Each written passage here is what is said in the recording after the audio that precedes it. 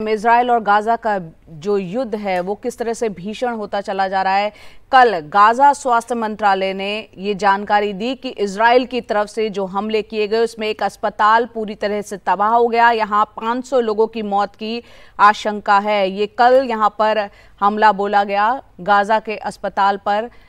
ये आप तस्वीरें उस विस्फोट की देख रहे हैं जो धमाका यहाँ अस्पताल पर हुआ है। 500 लोगों की जान जाने की आशंका है। इजराइल ने अस्पताल को निशाना बनाया, हमास की तरफ से ये कहा गया है, और इजराइल की तरफ से कहा गया है कि अस्पताल पर गिरा इस्लामिक जिहाद का रॉकेट।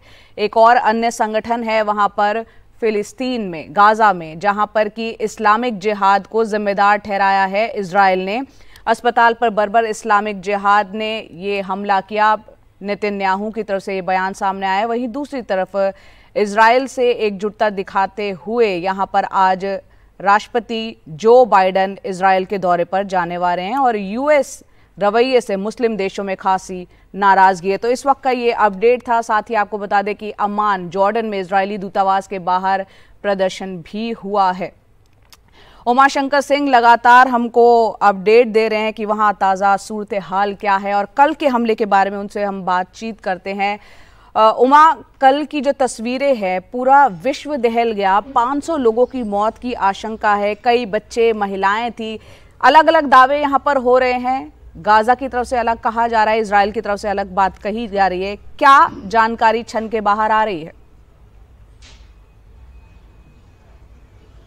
जी देखिए, जो पहले से एक बहुत गंभीर स्थिति थी वो और ज्यादा गंभीर हो गई है। दावे प्रतिदावे आपने सही कहा किए जा रहे हैं, लेकिन सबसे बड़ी बात यह है कि इतनी बड़ी तादाद में लोगों की जान गई है।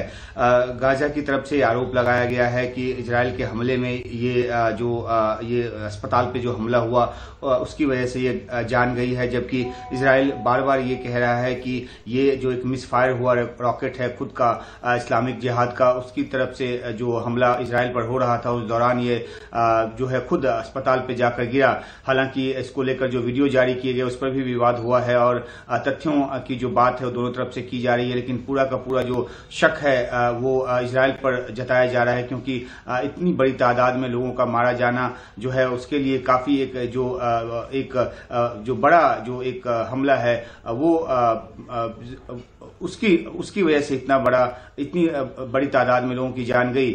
एक बात यह है कि जो वर्ल्ड हेल्थ ऑर्गेनाइजेशन है उसने साफ तौर पे कहा है कि अब तक जो है 51 ऐसे हेल्थ फैसिलिटीज हैं गाजा पट्टी में जिस पर हमला हो चुका है, और बार बार इस तरह का हमला हो रहा है। इजराइल बार बार साफ करने की कोशिश कर रहा है कि इसके पीछे उसका हाथ नहीं है, लेकिन जिस तरह की परिस्थितियां बनी है, शक की सुई जो है उसके ऊपर जताई जा रही है। जो बाइडेन का दौरा जो आज होने वाला है उसके पहले ये बात कही गई है कि इस बाबत जो है इजराइल से, व्हाइट हाउस की तरफ से ये बात कही गई है कि इस बाबत इजराइल से सवाल जवाब जो है वो किया जाएगा, क्योंकि बाइडेन के इजराइल दौरे का मकसद जो है, जो खुद अमेरिका की तरफ से बताया गया था, वो ये कि जान माल का कम से कम नुकसान हो और जो ह्यूमैनिटेरियन एड जो है वो गाजा पहुंचे। ये दो मकसद था।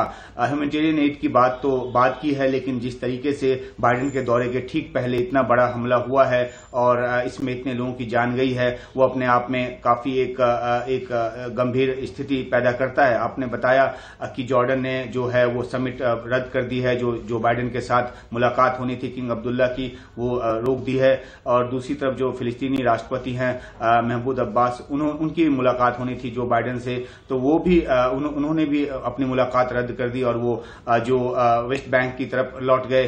तो एक जो कूटनीतिक स्तर पे कोशिश हो रही थी कि किस तरीके से जो इस पूरे सिचुएशन जो 7 अक्टूबर के हमले के बाद से जो स्थिति बनी है उसको थोड़ा डिफ्यूज किया जाए और गाजा में जो जरूरतमंद लोग हैं जिन तक जरूरी जो सामान है वो नहीं पहुंच पा रहा, उसकी सप्लाई के लिए अब बात आगे की जाए, और साथ ही साथ जिस तरह से सिविलियंस की मौत हो रही है, वो हमले की जद में आ रहे हैं गाजा पट्टी में खासतौर पे, उसको रोका जाए। तो इन सब बातों पे बात आगे बढ़ते उसके पहले ही ये बड़ा जो हमला है वो हो गया है और 500 से ज्यादा लोगों की इसमें जान गई है। तो इसको लेकर दुनिया में काफी कठोर प्रतिक्रिया हो रही रही है। ईरान जो है उसकी तरफ से कहा गया है टाइम इज ओवर। पहले ही ईरान की तरफ से कहा गया था कल कि वो प्रीएम्प्टिव एक्शन जो है वो लेगा। हालांकि ईरान की तरफ से भी कोई सीधा हमला या सीधी कोई कार्रवाई की बात सामने नहीं आई है, लेकिन अब जो स्थिति बनी है उसमें कभी भी कुछ भी हो सकता है। एक जो ड्रामेटिक विजुअल्स हैं वो बेन गुरियन एयरपोर्ट से आया है, जिसमें कि जो जर्मन के चांसलर हैं वो उनको कवर लेने के लिए जमीन पर लेटना पड़ा, और क्योंकि रॉकेट जो है वो बेन गुरियन एयरपोर्ट की तरफ फायर किए गए थे। तो कई स्तर पे कई जो कोशिशें हैं वो हो रही थी। उस बीच में ये बड़ा हमला, उसको लेकर आरोप प्रत्यारोप, ये अपने आप में स्थिति को और गंभीर कर रहा है। अब जो स्थिति किस तरह से आगे बिगड़ती है, और दूसरी तरफ नजर इस बात की भी को लेकर भी है कि हिजबुल्लाह जो कि पहले से काफी आक्रमण कर रहा है इजराइल पर, और इजराइल जो है उसका जवाब दे रहा है। तो इस एक घटना के बाद जिसने दुनिया को एक तरह से हिला के रख दिया है, इतनी बड़ी तादाद में लोगों की मौत, अब देखना है कि जो प्रतिक्रियाएं हैं वो किस रूप में, सैन्य रूप में सामने आती हैं। अभी तो कूटनीतिक रूप में कई तरह की प्रतिक्रियाएं देखने को मिल रही हैं। बिल्कुल, यहाँ पर उमा ये भी समझना चाहेंगे कि एक इंटरनेशनल ह्यूमैनिटेरियन लॉज नाम की चीज़ होती है। जिस तरह से गाज़ा पर लगातार हमले हो रहे हैं और इजराइल जिस तरह से पूरी नाकेबंदी, उसकी सीलबंदी कर रहा है, ह्यूमैनिटेरियन जो लॉज है उसकी खुलेआम अनदेखी हो रही है। और यहाँ पर दूसरी तरफ यूएई और रूस ने यूएन की आपात बैठक बुलाई है। सब कुछ धराशायी होता हुआ नहीं दिख रहा कि शक्तिशाली का बोलबाला, सर्वाइवल ऑफ द फिटेस्ट जिसे कहते हैं, वो यहाँ पर साफ तौर पर दिख रहा है। जी बिल्कुल, देखिए जब से ये हमला हुआ इजराइल बार बार ये कह रहा है कि वो हमास की जो सैन्य ताकत है उसको पूरी तरह से ध्वस्त करके मानेगा, और इसलिए जो ग्राउंड ऑपरेशन की तैयारी भी इजराइल की तरफ से की गई है, और वो कभी भी जो